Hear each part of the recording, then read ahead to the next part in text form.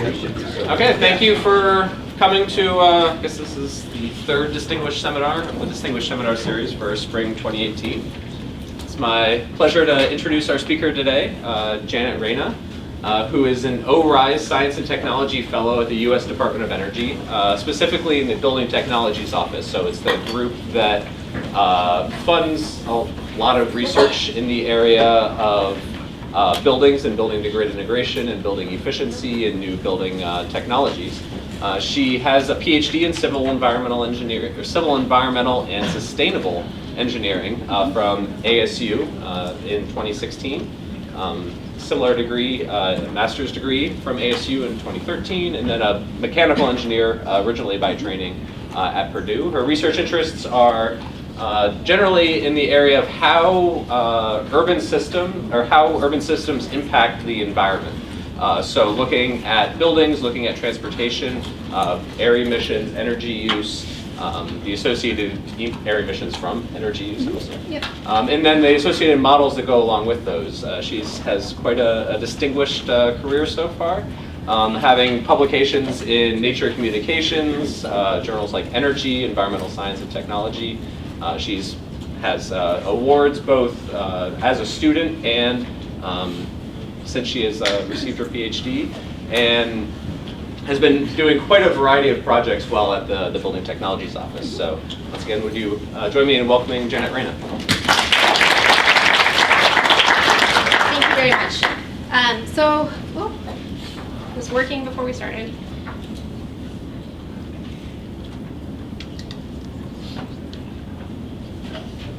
Okay, there we go, excellent. So today I'm going to be talking to you about a portion of my dissertation, which looked at residential energy demand under climate change in Los Angeles, California. I also will then be kind of talking about, since my dissertation, what my thinking has evolved on this project and kind of what I think the next steps are. Mike went over this. The only thing I'll add is that out of the civil, environmental, sustainable engineering, I was in the sustainable concentration, which is a unique concentration to ASU. You do see it a little bit at other universities as well, but it's environmental analysis focused on looking at systems. So it kind of sprung out of environmental engineering and became its own thing at ASU. I'll talk briefly kind of about what, since we have so many students here, about what an ORISE Fellow is and what I do at DOE.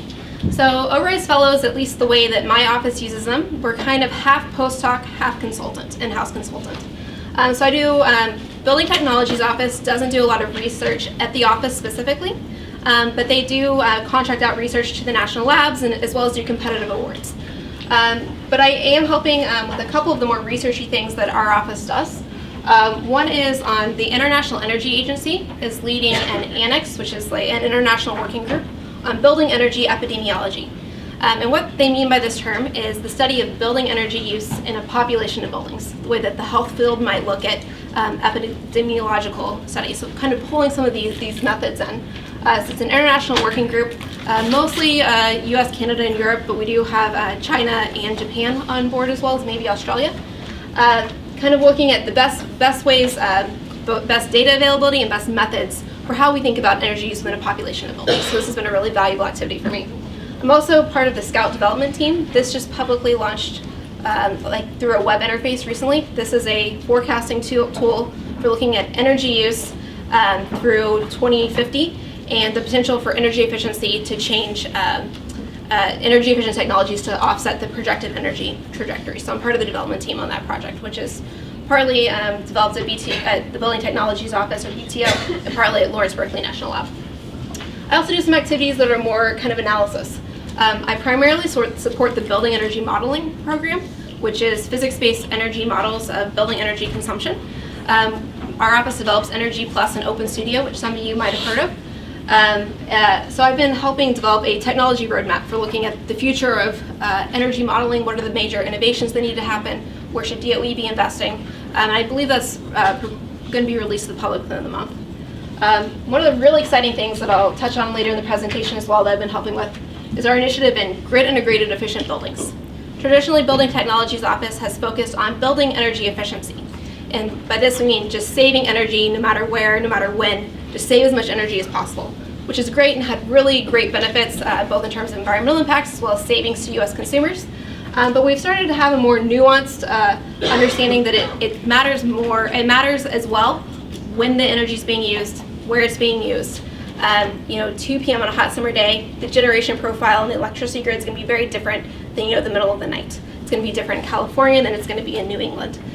So we're trying to have a little more nuanced view of what's happening where, when, and what can we do to try to influence maybe load level and what technologies are needed to advance. So I've been part of the team developing an office-wide strategy for that, as well as doing some literature background on that.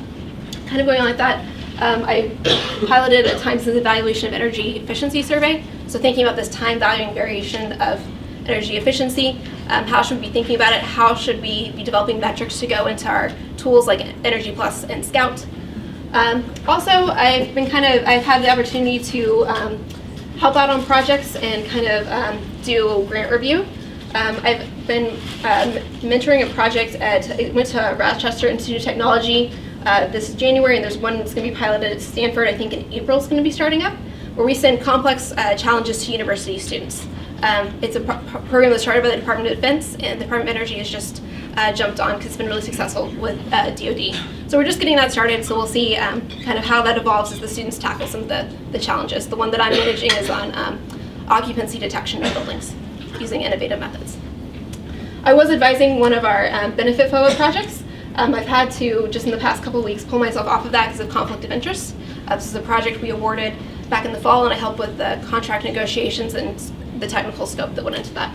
I've also done review for our internal merit review award. I've reviewed for the Department of Defense ESTCP. I never can quite remember what that acronym stands for. Energy Security and Technology Certification Program, perhaps, which is an energy efficiency demonstration program for the military. And I'm going to be reviewing for RBE this spring as well.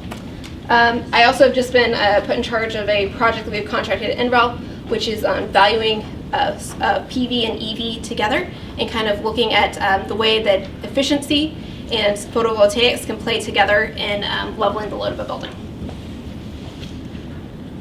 So that's kind of what I've been doing at DOE since I've been there. My research background broadly, I have 3 kind of major areas of research. One is on looking at the air emissions from transportation systems. So I've done some simulation modeling, looking at how different characteristics of fleet impact vehicle emission profiles, and then also looking at a specific, the port of entry between the US and Mexico, looking at freight activity and the emissions there. Some of my early work in my dissertation and PhD work was looking at the growth of urban building stock and the associated energy use of that. And what I'm going to be talking most about today is my work on energy forecasting and grid impacts. So how is energy use going to change in the future, and how's that interface with the grid? So the study we're going to be talking about today is the one published in Nature Communications. It came out last spring. So I will give some background motivation for this project. So we know that climate change is going to likely increase average annual temperatures across much of the United States. We also know that air conditioning in the United States accounts for about approximately 5% of our electricity demand right now. So it's a relatively substantial proportion. So with rising temperatures, there's the potential for people to be utilizing their air conditioner more, and also for people that don't have air conditioning to be adopting it for the first time. There's a well-known relationship between temperature and air conditioning if you control for income. And so we know that as it gets hotter, more people are going to purchase air conditioning for the first time that didn't have it. And this is going to be relevant especially to my case study, because Los Angeles has a relatively low saturation of air conditioning. At the same time that we have this potential increasing electricity demand from increased cooling, climate change could reduce the potential output of our generation system and constrain our transmission system. There's been several studies that show that because it'll be warmer, the water temperature for thermoelectric generation will be hotter, and so you'll be able to get less electricity out, and also water flows might be less in streams to be able to generate electricity. There's also a study that transmission lines will be able to transmit less electricity because of the increasing temperatures. Also, high electricity demand could create bottlenecks in our distribution system, which is the level of the electricity system is right before it gets to the building, because certain areas might have higher air conditioning demand at different times, and there might be bottlenecks created through that. So this is a look at energy use in the US. I think this is 2016 or 2015. So buildings combined account for about 40% of total energy use. Residential is 22% of that. And of that, but of electricity, buildings are about 75%. So it's a very substantial proportion of our total consumption. So the main question I want to answer in this study is, how will climate change and population growth influence residential energy demand? The reason I want to include population growth in this study is the United States actually has a growing population. We're projected to grow about 30% over by mid-century. That's a lot of people, and it's also a lot of energy use that's going to be associated with that. For my case study, I chose Los Angeles County, California, for several reasons. So Los Angeles is a really interesting place to look at because within a single county, you have 5 different climate zones. So these are the climate zones defined by the California Energy Commission in their Title 24 building codes. California has their own separate building codes, and these are their climate zones that go with those. But they're really pretty diverse. So climate zone 6 is right here on the water, and so it's very temperate. It's a coastal climate, pretty pleasant. If you go up to, say, like climate zone 9 or climate zone 16, you're getting more into the desert, and then climate zone 14, you're getting up into the mountains. So you deal all the way from coastal climates up to mountainous climates, all in a pretty small area. So it's interesting to look at it from that perspective. Also, LA County has nearly 10 million people, so it's about 1 out of every 30 Americans live in this area. So a large proportion of our population and energy use associated with it. And perhaps most importantly, one of the reasons I used Los Angeles is because the state of California has much more generous data sharing policies than where I was living in Phoenix, Arizona at the time that I did this. And I had access to a very unique data set.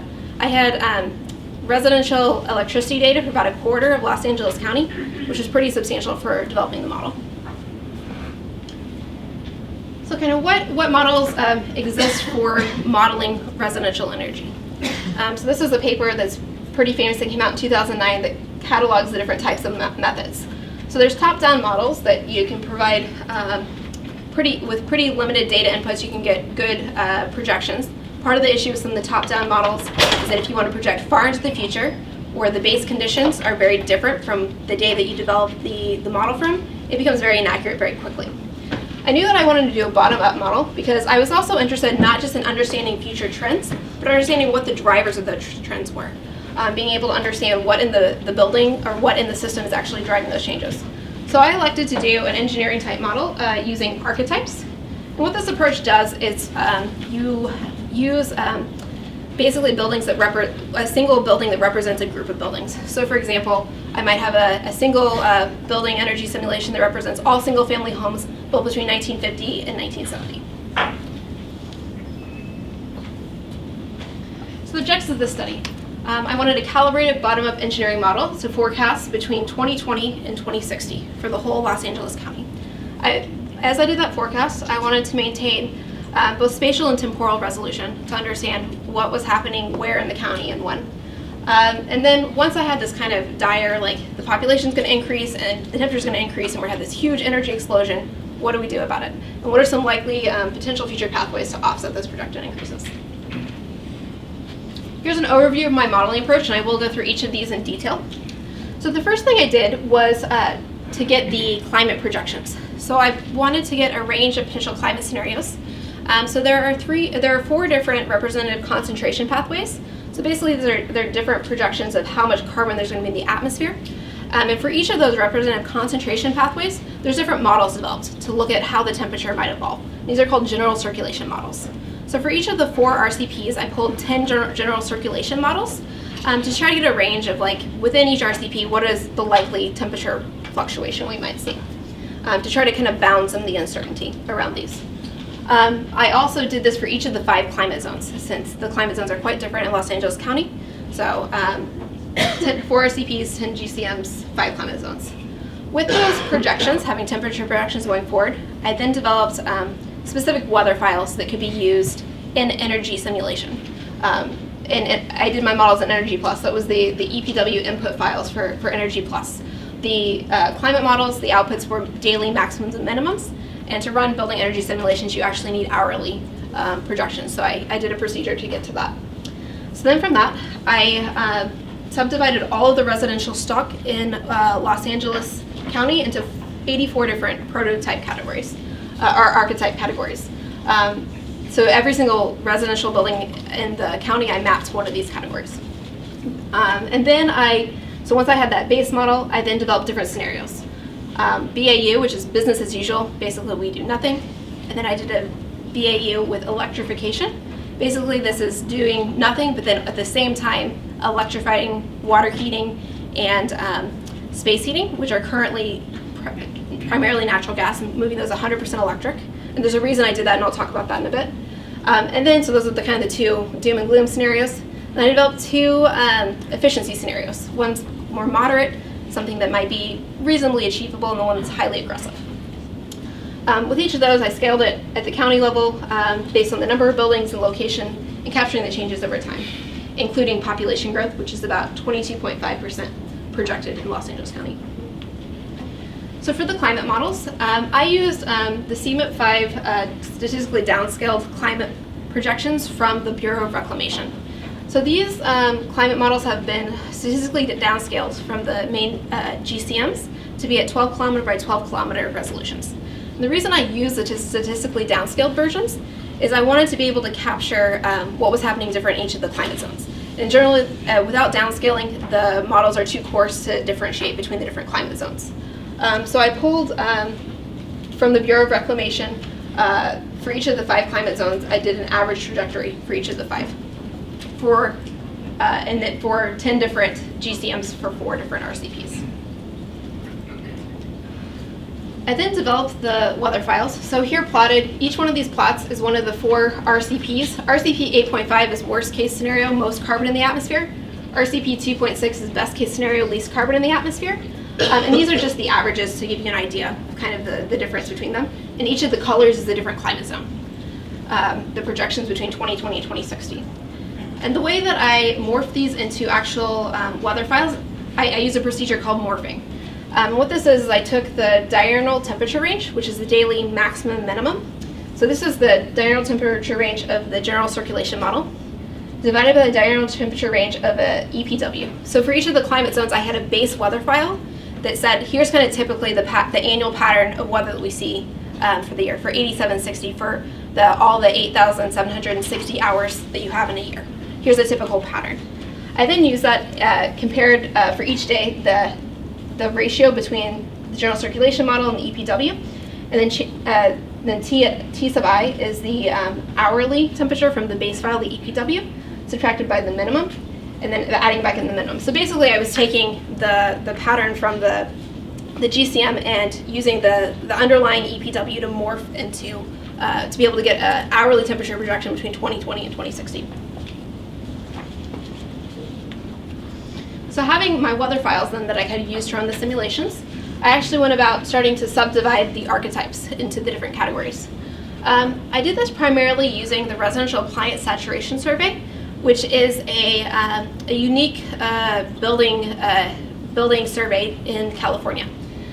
Some of you might be familiar with REX, the Residential Energy Consumption Survey, which is a survey done nationally in the United States. But the sample size is pretty small, and you can't pull out individual states, much less individual counties. And the Residential Appliance Saturation Survey from California was much more detailed for the California context. So I was able to pull out the survey data from California, from Los Angeles County, California. And from those, I subdivided all of the housing stock into one of these categories.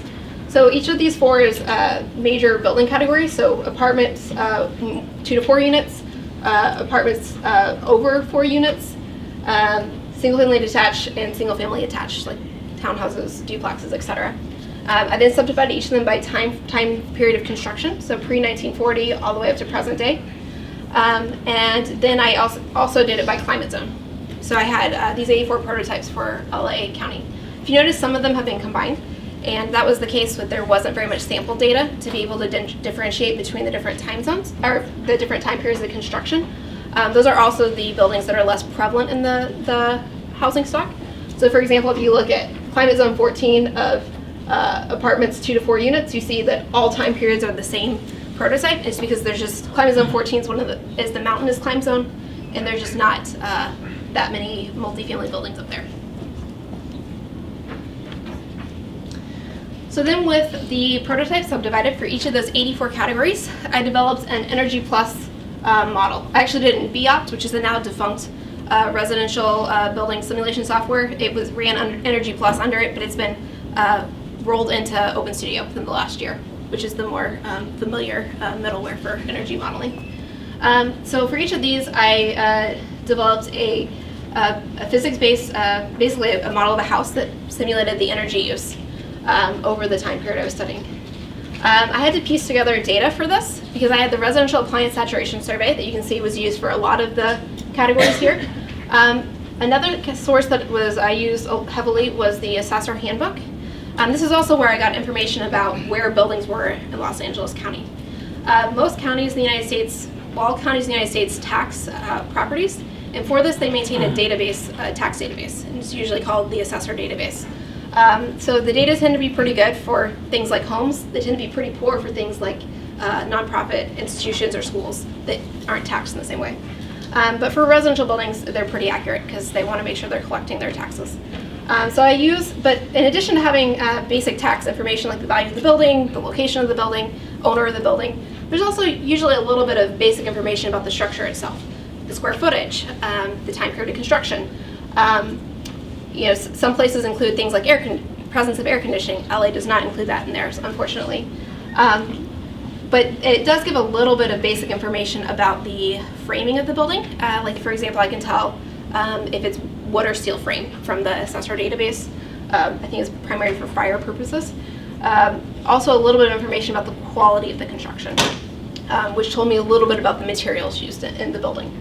So between the assessor, and I also use the assessor's handbook, which is the companion to the assessor that links the quality code to typical materials within that type of structure, to piece together each of these 84 prototype simulations. Then what I did once I had the 84 models is I normalized and scaled them. So each of the buildings I did is for each category the average size of the building found in the assessor. But I averaged the heating and cooling per square foot to be able to scale up. I also used different heating and cooling technologies.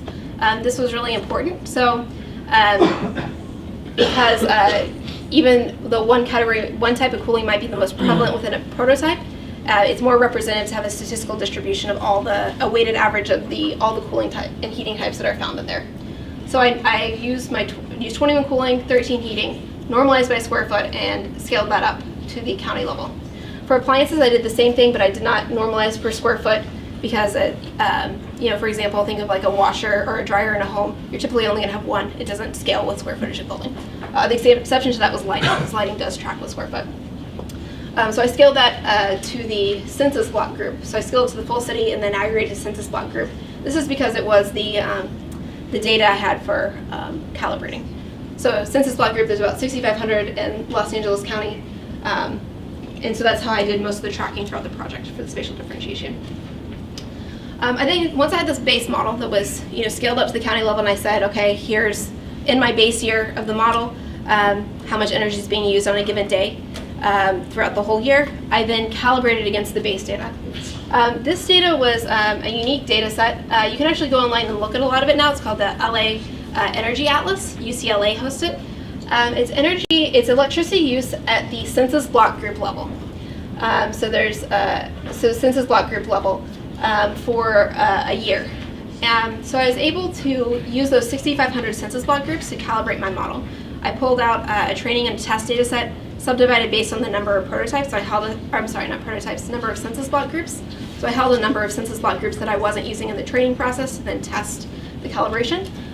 So you might ask, what did I actually do to calibrate these models, which I already, in some cases had sparse information. For example, how well sealed are the air ducts? There's no data on that. And those are the things that I tended to change a little bit more. One thing I did have from the residential appliance saturation survey was a projected end use breakdown by different types. So I kind of had an idea if, okay, is this driver that I have, the freezers and refrigerators are just way off, or is it actually an HVAC thing? Do I need to be changing the thermal properties of the building versus an appliance issue? So I used those two pieces of information to be able to calibrate this base model. So once I had a calibrated base model, I then went through and also did a validation on the projection. And the way that I did this, since the base model is just calibrated for a single year of electricity data, I wanted to make sure it was going to hold up under temperature changes. So I developed this statistical relationship. On the y-axis, you have electricity use, and I pulled this from one of the FERC forms. FERC collects information on electricity demand from different utilities. So I pulled the Los Angeles Department of Water and Power's FERC numbers for, I think I did 10 years here, daily electricity consumption, and pulled out the residential portion. I then also pulled the temperature on those days, the average temperature on those days, which is on the x-axis. This is temperature in degrees Celsius. And basically looked for the relationship between energy consumption and temperature. So it's a pretty, coarse relationship, but to kind of get an idea of how, within the base model, electricity consumption would change with temperature. And as you can see, the green here, the quadratic relationship, is the best fit for the data. So once I had this relationship between temperature and electricity developed, I compared that to my bottom-up simulation model. So in this version, I used the base model that I calibrated, and I didn't change anything in it except temperature. So I just ran the RCP, the general circulation models that I pulled through the model to basically just change temperature, and then use the statistical relationship to compare. And it's a pretty good fit. The blue is my bottom-up base model, and the green is just the plain statistical relationship. The gray here is the variation in the general circulation models, because I ran all of them. So the blue is actually the average out of all of them. So you can see that just holding everything constant and just running the temperatures through it falls kind of within the range of expected for the validation. So having a calibrated model that I'd validated, I then wanted to look at kind of these range of scenarios. So as I mentioned, business as usual. This is existing energy efficiency scenarios, not really doing much different. Scenario 2 is same as usual, but we do high electrification. So we're fuel switching a lot between natural gas and electricity. So we're really upping the electricity demand. And I'm going to talk in a second why that was important to include. I then, on top of that high electrification scenario, ran 2 different levels of efficiency. One kind of moderate, one very aggressive. So the reason I did electrification, so the state of California has very aggressive climate goals. They have a target of reducing greenhouse gases by 80% below 1990 levels by 2050, which is a huge cut. And as part of this, there's been several studies that have come out that said that electrification is really the only path. If you're electrifying space heating, water heating, as well as transportation, but that's supposed to be coupled on the supply side with higher penetration of renewable energy. So the reason I included this is because it's something that the state of California is taking very seriously, and researchers are taking very seriously as a viable strategy for meeting these climate goals. There's a lot of words in this slide. You don't have to read them all. The takeaway is that these are the different, if you look along the left side here, these are the different parameters I modified in the model.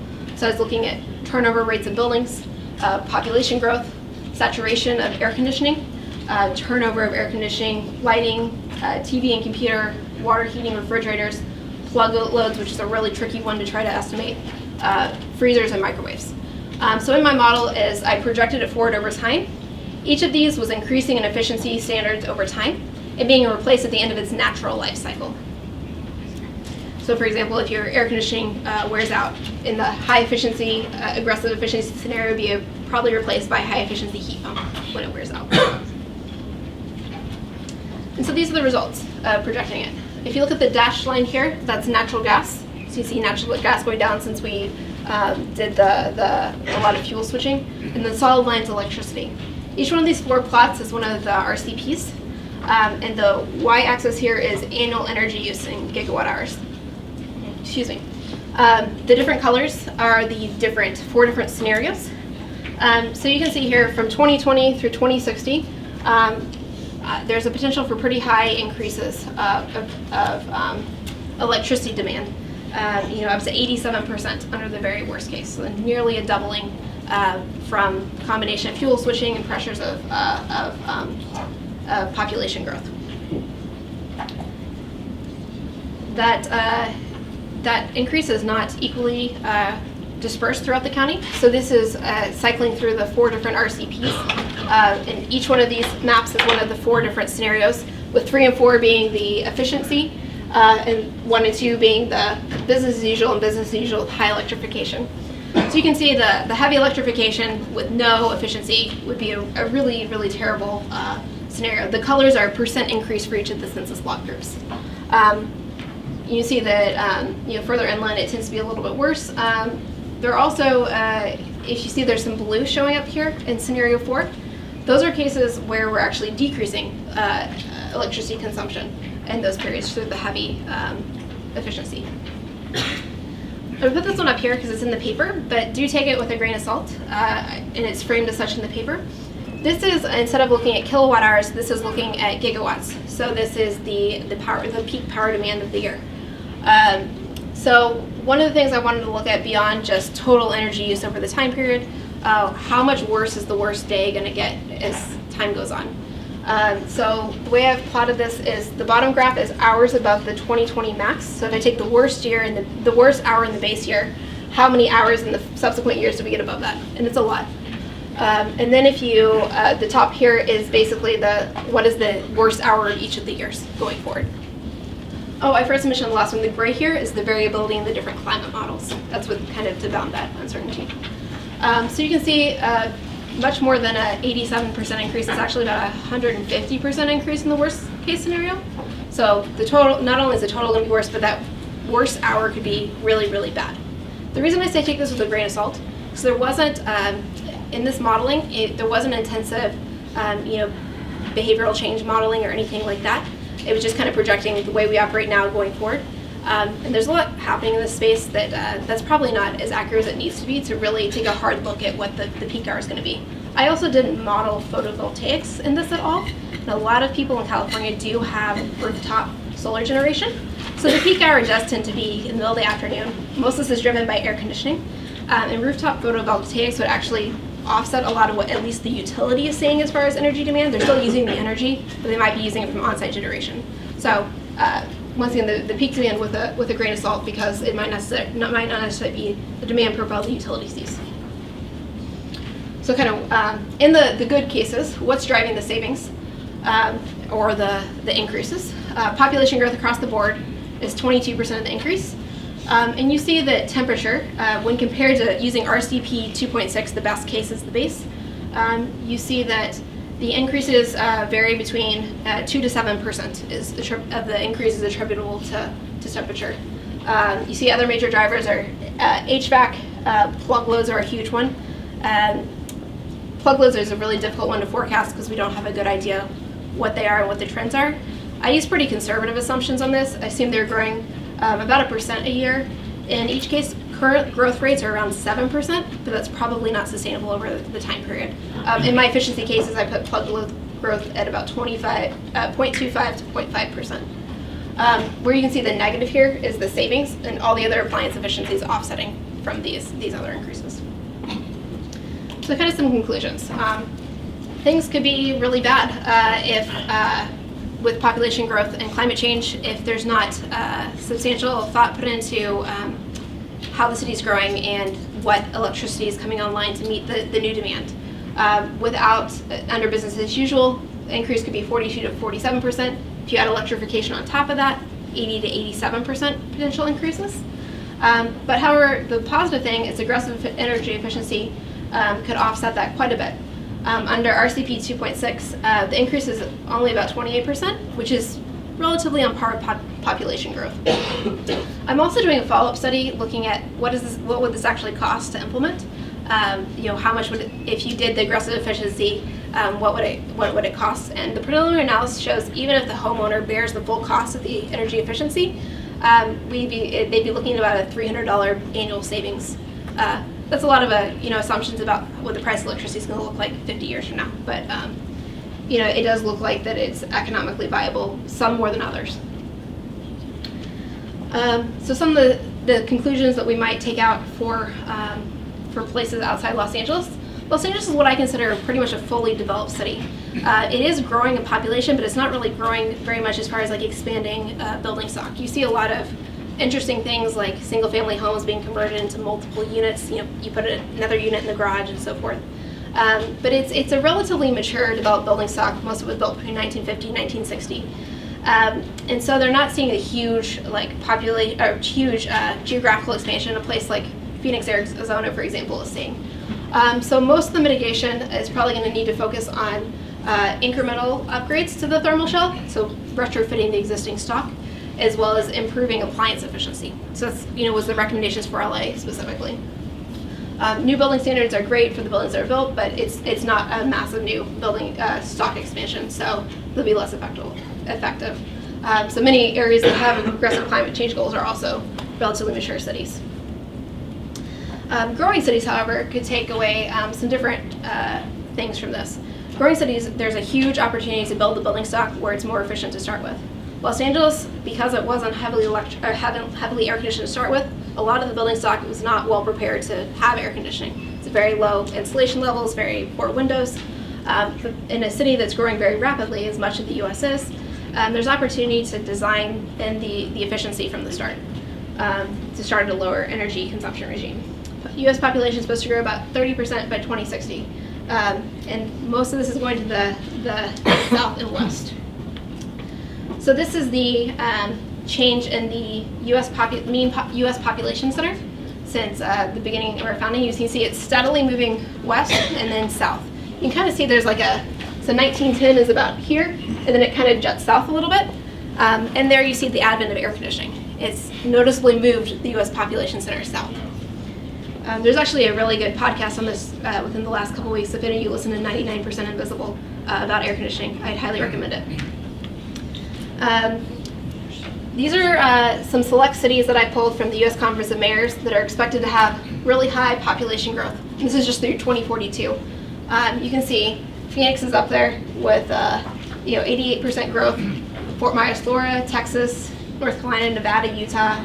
A lot of these are in the south and west. Very hot climates. And as the population moves there and these cities expand, there's going to be huge energy demands that come with it. One of the positive things is that cities are well positioned, or at least motivated to start tackling some of these challenges. So as when I pulled this at the beginning of December, this is the Mayor's Climate Protection Agreement, and this is basically mayors throughout the U.S. that have signed on to follow the Paris Accord, even though the U.S. is officially trying to pull out. So I think this is one reason that I really like to look at cities. There's a lot of political will to do interesting and innovative things, especially in the energy space, to tackle these challenges. If you notice, a lot of the cities that are signed on are in the south and west. I'm not going to use the last few minutes I have to talk a little bit about kind of how my thinking has evolved on this study and kind of where I think that the next research opportunities on this space are. So I mentioned that take with a grain of salt those peak energy projections that I had. But I do think that it's becoming increasingly important to look at when and where energy is being used, especially in electricity.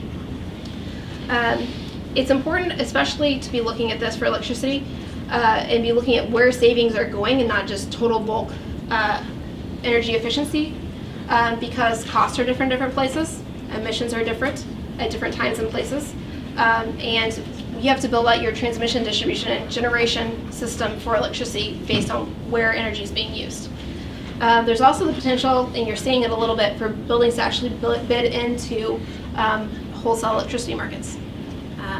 And so it's a really interesting possibility. So to give you kind of an idea of what I'm talking about here, this is the PJM load curve. PJM is the ISO region that covers 13 mid-Atlantic states, including Washington, D.C. It does not cover Boston. Boston is ISO Northeast, but it would be probably a similar curve to this. So this is a typical 24-hour period. What does the energy demand or the electricity demand look like? You can see, it's low overnight, peaks in the middle of the day, and then kind of comes down. Summer being the high peak, with air conditioning loads and so forth. Show you kind of a very different load curve. This is California's ISO curve. You can see they have this really interesting dip in the middle of the day. Does anyone know what that is? It's solar generation. So basically, as the sun comes up, they have all these solar panels that are coming online and offsetting what you usually see as the peak demand in the middle of the day. And then they have this really interesting problem. If you notice, at the end of the day, all of a sudden electricity demand spikes. This is called the duck curve because it kind of looks like a duck, and that spike is called the head of the duck. And that ramping rate there at the end is actually a really huge problem, because not only are you suddenly you have your peak shifted, but suddenly you're having to turn on all of things very quickly from an electricity generation perspective. It's becoming a huge problem. So suddenly consuming energy in the middle of the day in the form of like air conditioning might not look as bad, but turning it on right when you get home might be right as the sun set might be a big problem. So there's a lot of need. So this is something California is looking to try to manage right now. And there's a lot of potential for buildings to perhaps play an active role in this space, as opposed to just being generic black box demand curves that utilities prepare for, instead to be some players in the electricity market. I'm not going to go through this in too much detail, but I'm going to briefly talk about kind of what I mean by this. There's two main energy electricity markets. Most of them are auction. So the ISO will plan day ahead what is the demand going to be, and then have all the different generators bid in and say, okay, what would it cost you to generate at this period in time? And the goal of the grid operator is to minimize total electricity costs and to meet the demand. And then in real time, as they're actually generating electricity as it's being demanded, they do make adjustments, and there's a second market where that's called the real-time electricity market. So this is kind of a simple example of why we care about that market. So this is a quasi-realistic example of the different prices of different generator sources. And you can actually go online. This is a really pretty cool calculator where you can go change the prices and see how it changes things. So wind and solar are basically free on a marginal cost. They're going to generate, it doesn't cost anything extra. So they've always been inverse. So you can solar and wind come on first. The next cheapest thing is nuclear, the purple. And then the one after that is natural gas, and then coal. And so you can see as the energy need increases, basically it goes through the more and more expensive ones, and the marginal price of electricity increases. So basically, if the demand is lower, you're using the cheaper, but it also happens to be the lower emissions intensity sources, since wind, solar, and nuclear are the lowest emissions in operation. I won't go into that. So this is the actual prices in ERCOT. ERCOT is the Texas region. So if you look at the red here, this is the day ahead market, and then the black is the real time adjustment, the 5-minute increment change. And if you look at this dashed line here, this is the retail price of electricity. So this is what you're actually paying on your electric bills. So you can see that real time market, there's these huge spikes that are way many times above the retail price that you're paying on your bill. So there's this potential opportunity if buildings were able to, when this period in time happens, reduce their demand a little bit for a period of time, to not only reduce emissions intensity, but also to reduce the cost of electricity for everybody. Not that wholesale price necessarily immediately translates into resale price, but in theory, to reduce the system operating costs. So this kind of presents some new research questions and opportunities that I'm interested in exploring. If you have this building changing their load you do see it some already now, it's called demand response. It tends to be pretty crude right now. I have demand response in my home, for example. What that means is the utility can, at a period of high demand, change the temperature of my home by up to 7 degrees. My husband works from home. That's not necessarily an ideal situation for him in the summer, when it goes up to 85 inside our house. And we get compensated like $100 a year or something, pretty measly for it. So that's a pretty, it's demand response, but it's a pretty crude way of doing it. So there's a lot of opportunities of looking at what would this look like and how would it change emissions intensity if you were doing it in a more intelligent way. There's a technological challenge, but also analytical challenge in understanding what would actually be the consequence of that in the short and the long term. And then there's questions on understanding if you were able to, would you prioritize end-use savings differently if you had the time valuation versus bulk energy efficiency? So, for example, would you prioritize upgrading something in your home if you were compensated for reducing it at a certain time of day differently than if you were just trying to save energy overall? There's questions of whether using efficiency or load shifting could even postpone infrastructure upgrades in the system. And we see utilities doing this a little bit. There's a pretty famous example in Brooklyn where they've done really aggressive demand side management is what they call it, to try to prevent upgrades in a substation in the system. And then also, if buildings become active participants in the wholesale electricity market, well, how will that impact costs and emissions? What will that look like? So with that, I will take questions.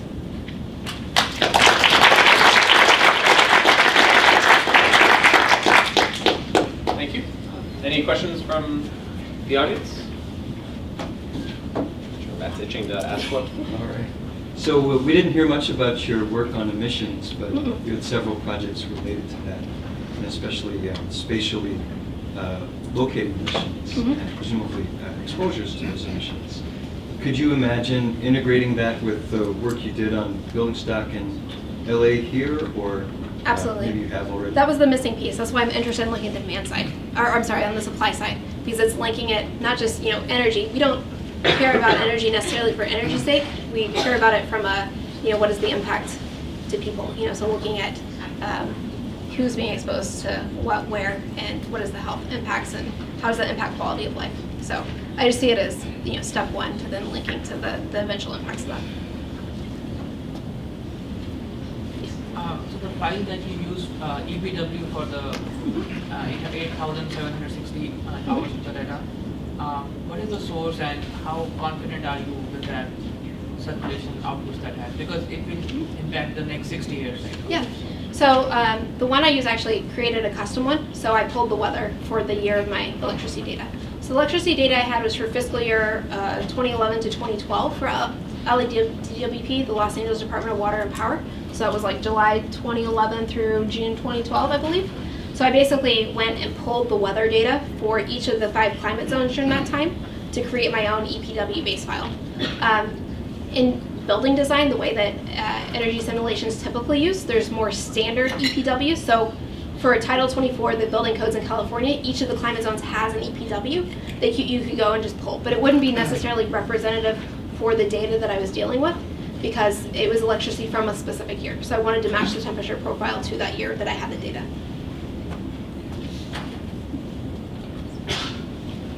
Kind of just curious, having gotten deep into this and also kind of, working for the government.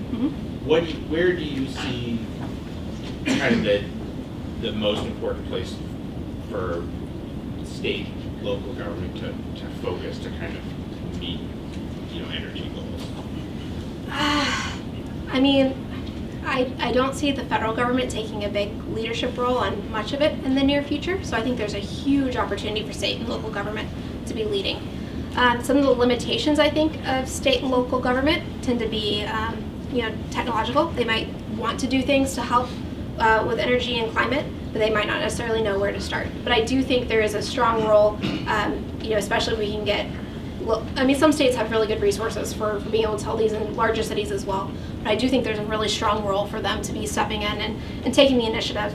A lot of the limitations and this type of work are data availability. And a lot of cities are taking steps to try to make energy data more available, building data more available. I think those are all really positive, especially when they're open to researchers that then can use it to help inform policy decisions the city's going to make. In your building model, does it have elevation on each house? It does not have elevation. So it's a prototype-based model. So I didn't go and model each of the 2 million residences. I just modeled the 84. Right, but the original database, does the database has the elevation of each house? I don't believe the assessor rate database does. You could probably, find, it has the street address, so you could match to it, potentially.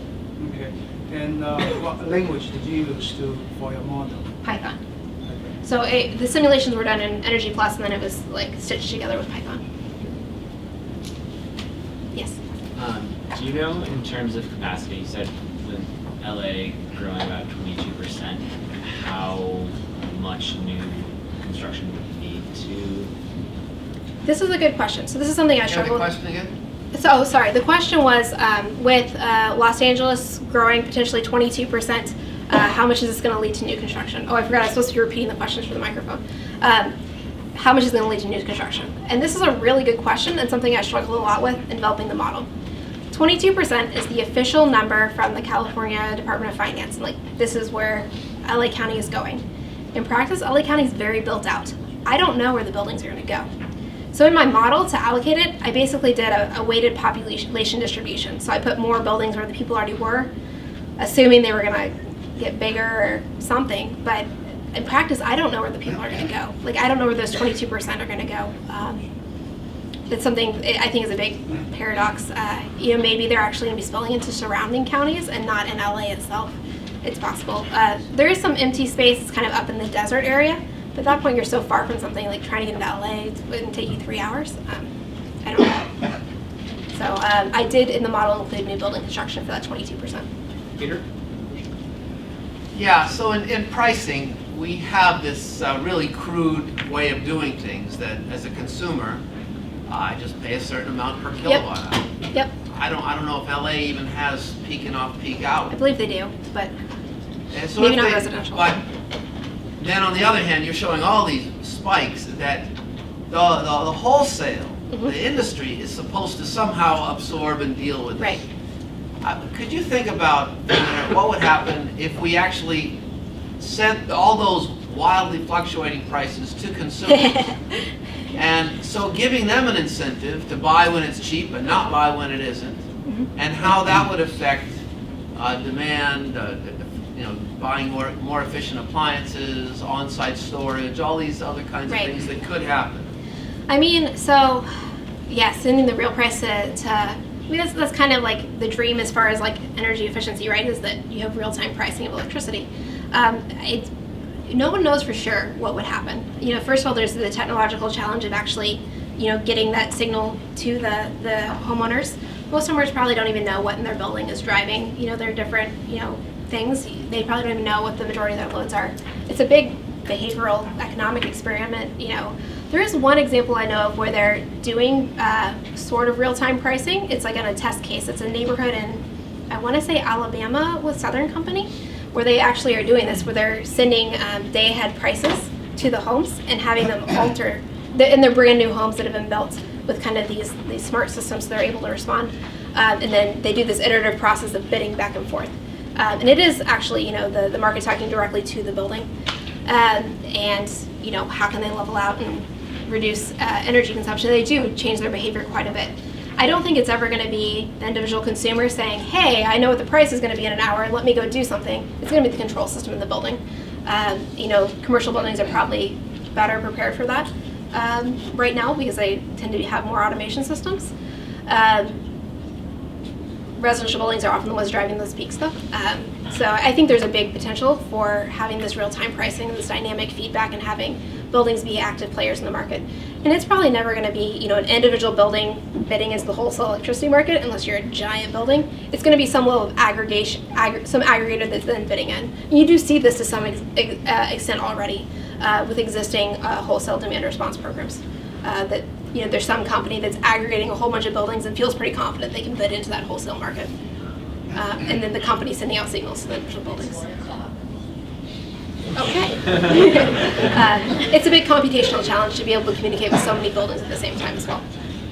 Well, given that it's 1 o'clock. One question? I think we might have to. Why don't you let him ask? But, okay. Go ahead. I think that was. You can go. Yes. Yes. Oh, sorry. So, That's you. you're being, your work is on cities, and you talked about mature cities and some cities which are growing and other. In terms of mitigation of these effects at city level, so for example, people have been asking about, development in terms of vegetated open spaces versus green roofing. There's a cost associated with that if you allow that to develop over the In your opinion, what is the way to study those effects at the scale of city mitigation in terms of development versus these kind of? So you're asking about the Canopy. effectiveness of city Yes. mitigation efforts? Ooh. And how that impacts then your energy, temperature, energy demand, those kind of. Right. A lot of the things I'm projecting in here, as far as like building energy efficiency, were not necessarily like city levels. Like I'm not sure Los Angeles is going to come in and say, hey, we have a new standard for dishwashers in Los Angeles County, and this is for dishwashers because those tend to be either state or nationally regulated. So I don't know if there's necessarily a city level role for that sort of like energy efficiency. I do think there is a city level role in building codes, because that is something, we don't have a national building code in the U.S. It is tends to be state or local. Sometimes there isn't a building code. So I do think there is potential to be evaluating the impact, in building codes, to be able to take a look at the role that plays in new construction. And the heat waves themselves. And the heat waves themselves. The urban heat islands. What do you mean by that? Like by taking a look at how the building stock responds during a heat? Not the building. I'm thinking about, letting vegetative open spaces grow, and so, whether that will have an impact or changing the canopy, the kind of things. Yeah. Climate mitigation. Yeah, you do see. You've seen. I have seen some studies. I'm not, an expert on urban vegetation. I know when I was at Arizona State University, there's a lot of people taking a look at the role of vegetation in cooling, because it actually does reduce the temperature a lot. I lived in a neighborhood that actually had flood irrigation, if you can believe it or not, where they flood the yards with about this much water every couple of weeks, and to grow grass in the desert. But it was noticeably cooler. I'd say 10 degrees easily from coming off of the main street without it. So I definitely think that that's a potential mitigation strategy for it certainly would have an impact on the buildings that are in that environment. So there are these local microclimate impacts for sure. Any other questions for the boss? Thank you. Thank you. Let's go.